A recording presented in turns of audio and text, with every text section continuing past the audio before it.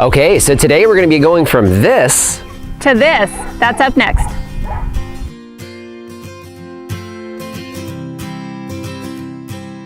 Hello everyone, this is Dwayne with Edge of Nowhere Farm, and we're coming to you this morning. It's a Saturday morning, it's about 7 o'clock in the morning, and today is April 28th. So today actually is one of our least favorite days on the farm because today we're actually going to be processing our chickens.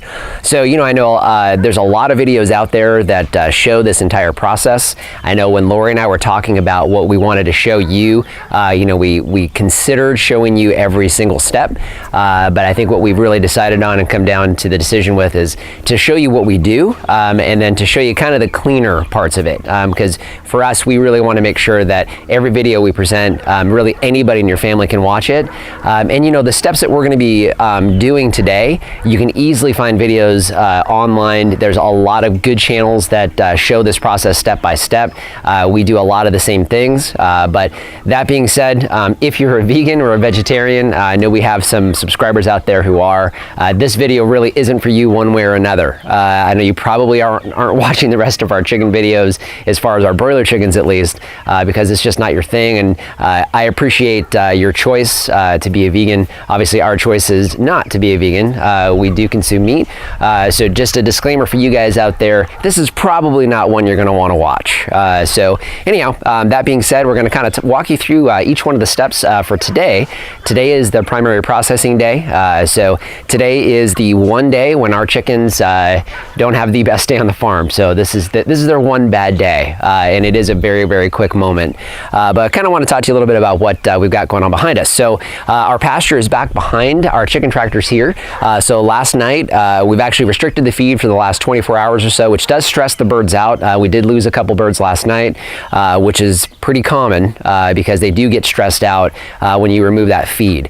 But we've got both of the tractors are pulled up off the pasture. So instead of having them on grass, we want to make sure that they're not consuming anything, which helps us with the processing of the chickens to keep them nice and clean. So we pulled those off the pasture last night, so they're up here nice and close to where we actually have our processing station set up. Next thing would be what we do. So what we'll be doing, in fact, our son will be here in just a few minutes. He helps us out today, so really enjoy having him here anyway, because we do miss him, even though I get to see him every day at work. But he'll be here to help us today. But essentially what we do is we try to keep them as stress-free as we can. So what we do is we go in there, we go in slowly, and what we do is we just kind of grab them on top, so we kind of fold their wings down so they don't get injured. When we first started doing this, we would go and just kind of swipe their legs and they'd flap and flop all around, and stressful for us and stressful for the birds, and so we really try to eliminate that as much as possible. So we grab them like you've seen me hold them at the beginning of the videos, just like I was holding the one at the beginning of this video. So we go down, we grab them, we usually get two at a time, so my son will grab one and I'll grab one, and then Lori's going to follow me over and we'll show you what we do. So you can see I'm not far away. So we have the chickens here. So I'll take the chicken. What we'll do is we'll actually hold them upside down and put them into one of these two cones. So if it's one of our larger birds, so we got some birds that are going to probably be pushing about 5 pounds finish weight. So they're about a 7-pound bird or so. So they'll go into these larger turkey size cones, and these killing cones, I think we get them from Coops and More, but we've got their large turkey size cones because we do anticipate doing turkeys in the future. We use those for the bigger birds, and then these smaller ones here are for our smaller birds. So again, take two at a time, which is why I've got two of each size. And then our setup. So what I have back here, I think this is a 2x8, maybe it's 2x10, but I've got that set up on 2x4s, and then they go into your regular 8x16 block fence block. I take the 2x4 and I attach a 4x4 to the back, so it actually fits nice and snug inside the holes inside those cement blocks. So we have that as the stand. We do use these buckets down here lined with plastic because this is where we bleed the chickens out. So they go in here head first. It holds them in nice and snug. They stay really, really calm. Their head pokes out of the bottom. And then we have this little killing knife. So this knife is just razor sharp. So I'm not going to play around with it too much. That's on purpose because we want a really clean cut. Again, there's videos on YouTube that you can watch. We watch a few channels that I think would work well. Justin Rhodes has done several videos on this. I know the guys at Lumina Acres have done some that are similar to this. So you can find those videos out there. Those would be two great channels to watch. There's dozens of others that I'm just not thinking of right now that can show that process. But essentially what you do, chicken goes in upside down, and if I was to show it on myself, you have your jugular vein that goes right down here. So what we do is we just take and we just cut from basically where their ear would be, and then we cut right down, and that blood goes down into the bucket. So we'll move these buckets. If we're using the smaller cones, we'll move them underneath the cones, and then we let them bleed out. So we do hold them a bit just to kind of keep them from thrashing around too much and hurting themselves at that point, or more importantly, I guess, damaging wings and things like that. But we let them bleed out. Usually takes a couple minutes for them to bleed out, and that's done. Next thing we do is we scald them. So we take the chickens out. Once they're completely done and dispatched, we take the chickens out and we actually use this scalder. So this scalder we got from Coops and More as well. Now when we first started this process, we actually used just a turkey fryer, propane turkey fryer. The challenge with that was trying to keep the temperature. So you want this temperature at 145 degrees. You only keep them in here for about maybe 15 to 30 seconds, but we put the chickens into this. So this scalder, it holds the temperature perfectly. The only challenge with this is it uses, it's a pretty high wattage machine, so we actually use a separate outlet for this machine to make sure it's on its own. We don't have any issues with that. But we fill it up about halfway full of water. There is one of these little, I don't know what you would call it, like a colander, a really big chicken colander. We really don't wind up using that, so we just use their feet, dip them down there 2 at a time, scald them, and what you do is you scald them until the wing feathers come out easily. So once that's done, we have our Yardbird chicken plucker. So this is the plucker that we use. So with our plucker, a couple things that we do that help us with this process. Number one, we put a T on here. So we use this little Y T with these little I don't know, ball valves, I guess is what they're called. But we have these little ball valves. So we have a hose that comes in. We have a T in here. So one of them goes into the plucker. So we have water. The other one goes into our hose that we use, and we'll show you that here in just a minute. So basically the plucker is pretty simple. You turn this on here, the water goes on. You flip the plucker on, and really what you do is you take the chickens. So at this point they're scalded, and the feathers are going to come out pretty easy. They go right into here 2 at a time, bounces them around. These little rubber fingers in here remove basically all of the feathers. So if you've ever hand plucked a chicken, and Lori and I have had the misfortune of having to do that from time to time as we have one-off birds that we need to cull for whatever reason. Hand plugging, it's not a lot of fun and it takes a while. So this takes about 15 seconds and they come out clean. Just a couple of pin feathers, and otherwise they're just completely clean, so it's really nice. So the feathers, so once the feathers come through here, they go into this bucket. All I've done is basically just taken a 5-gallon bucket. I put a whole bunch of holes, just drilled a ton of holes in here so the water goes right through, but the feathers are kept in there. So easy to flush the feathers out of here. Feathers go into there, and we're done there. So next thing, the birds go from here onto our processing table. So if Lori wants to squeeze over, so what we do, obviously we're getting pretty warm now. We've got probably going to be about 95 degrees today, so we do keep a canopy over this. And so what we do is we've got a couple of I don't know, these are really just bowls, but it's a stainless steel bowl. We get them from Walmart. They're like, I forget what it is. I want to say it's like, what is it, like 10 bucks for 2 of them, right around 10, 15 bucks for 2. So they're inexpensive, but nice big stainless steel bowls. These are for the 3 things that we actually keep out of the inside of the bird. So we take the bird over here, we eviscerate the birds here.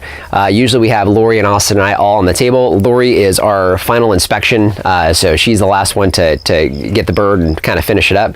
But we take the liver and the heart, they go into one tub, and then we take the gizzard and it goes into the other one. So we do keep those. Now we do sell those, but this round we're actually going to be keeping them for our pigs. So we're actually going to cook those down, and feed them to our pigs to help with them.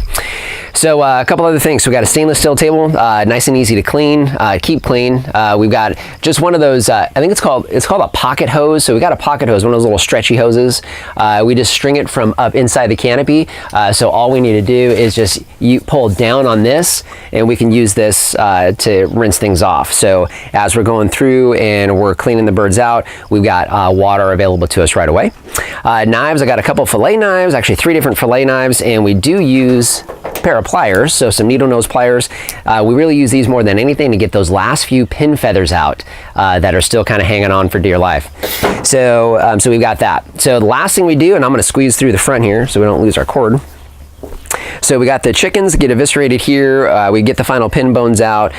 We separate all the rest of the offal, which is the stuff inside of them, so all their guts.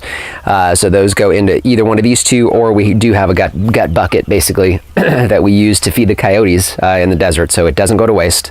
Once the birds are done there, we bring them over to one of these 2 coolers. So usually what we do, if we've got chickens that have any broken wings or broken legs or any defects like that, we keep those for our own consumption. So we usually have one cooler that we dedicate for the birds that we know we're keeping for whatever reason. So we got one for that and one for the birds that we will have for sale. So what's inside the cooler? So we got these nice big marine coolers. So inside the coolers is ice water. So there's still some ice left in here now. We got ice water. We use about a cup of salt, and that is not necessarily to season the meat. That's not what we're going for. But we do use the salt to help pull any remaining blood out of the chickens. So it helps to get that blood up out of the meat. So we go into there and they cool in there, and actually we keep them in there overnight. So we'll be processing today. Usually takes us about 5 or 6 hours for the 40 or so birds that we have.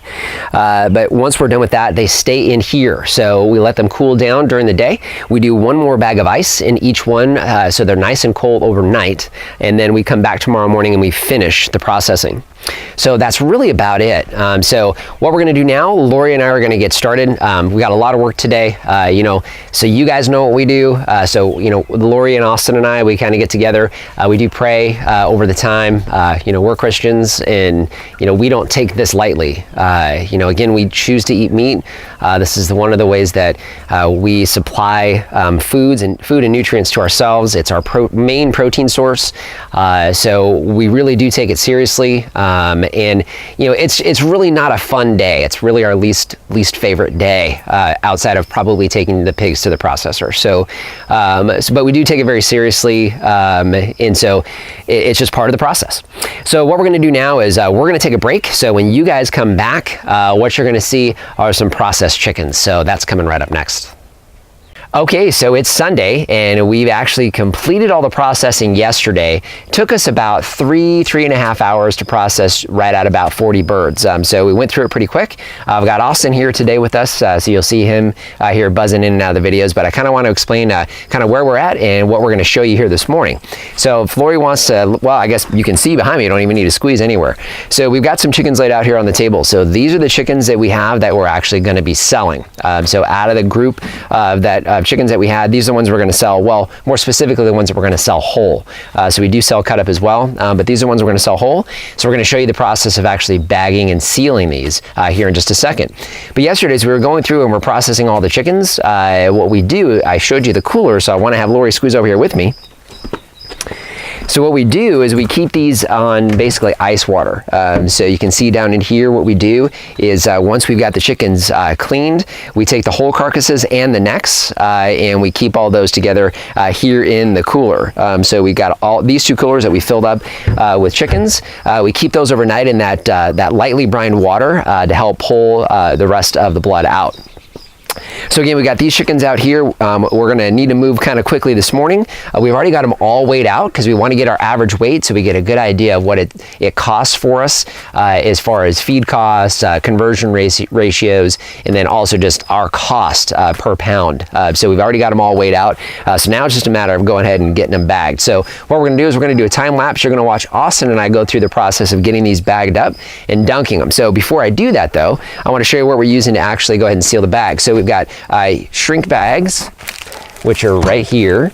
So the shrink bags we get from Stromberg's.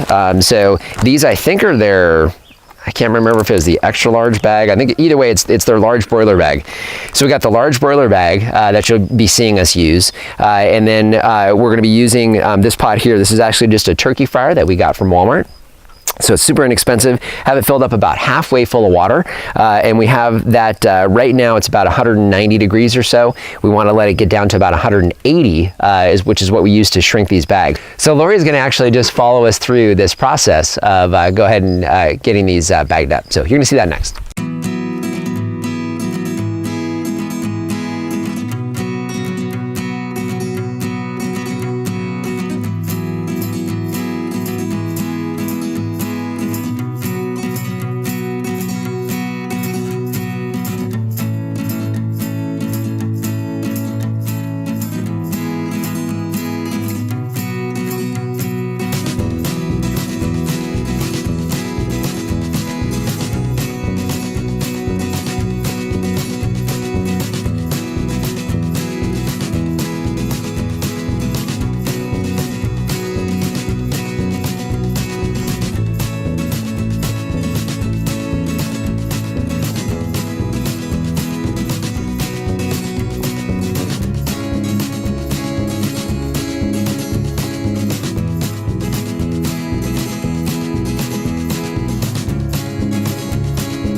All right, so you just watched Austin. By the way, this is Austin.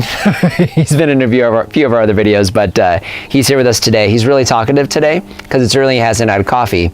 So he'll get more so as he gets later in the day. But anyways, so what you just watched the two of us do, you just watched the two of us go through and bag all these up. So that was pretty simple. Didn't think we needed to talk through that too much. But once we get these bagged, we get a zip tie on the top. And then what you need to do is puncture a little hole in them. So what I actually use our killing knife. That's this little guy here.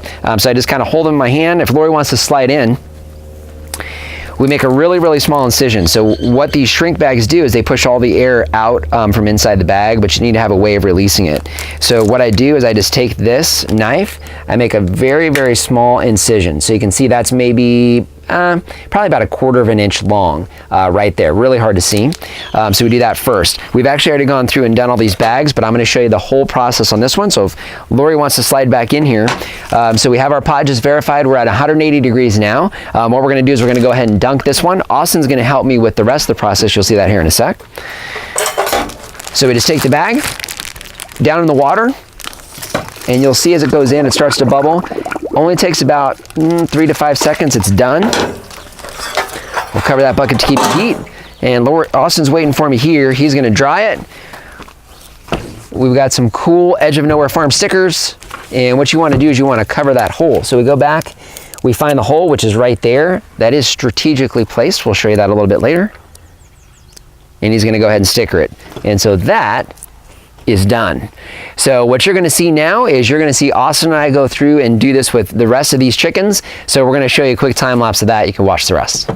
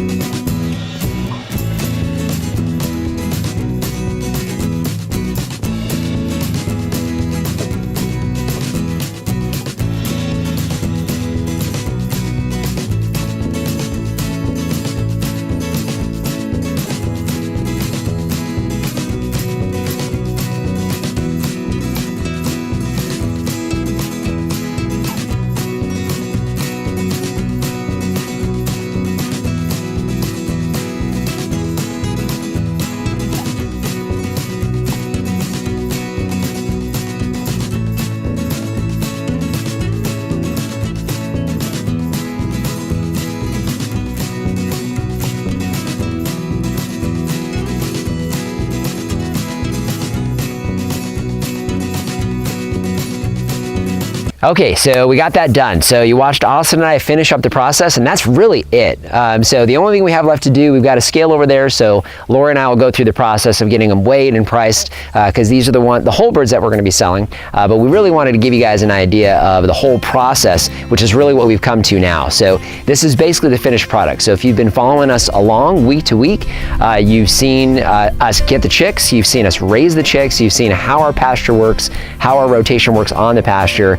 and now you've seen the actual finished product, or at least a portion of the finished product here. So, these guys here, they're going to feed us, they're going to feed other families as well. We've got friends and family, and we've got some customers as well that really enjoy our pastured chicken and really enjoy the fact that they've got a clean, healthy bird.